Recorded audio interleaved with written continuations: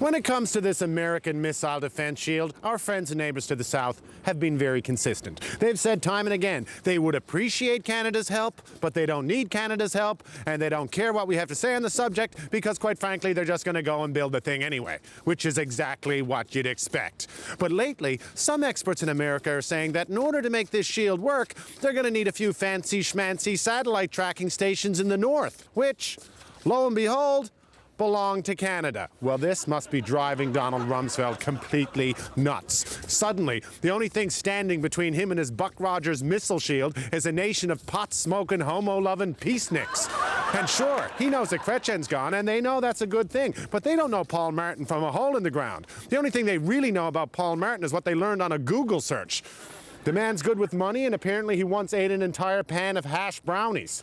They also know that no Canadian Prime Minister ever got in trouble at home for saying no to the Americans. And Paul Martin's getting a lot of pressure on this missile shield. Jack Layton and the NDP are hysterical. They're saying that this is militarizing space, and this is not making the world a safer place. And it's good to see Jack Layton and the NDP hysterical because that's their job. But it doesn't change the fact that if the Americans want to build an American missile shield, well, that's their business. And if they want to put a few tracking stations in Canada, what are we supposed to say? Sorry, but we looked and, we just don't have the room. No, I say as long as this doesn't cost us any money, they put in their own road, their own hydro, and they don't piss off the Inuit, they can go up north and they can track satellites until their heads fall off. And Jack, that's not sucking up to America. That's just being nice to the neighbors.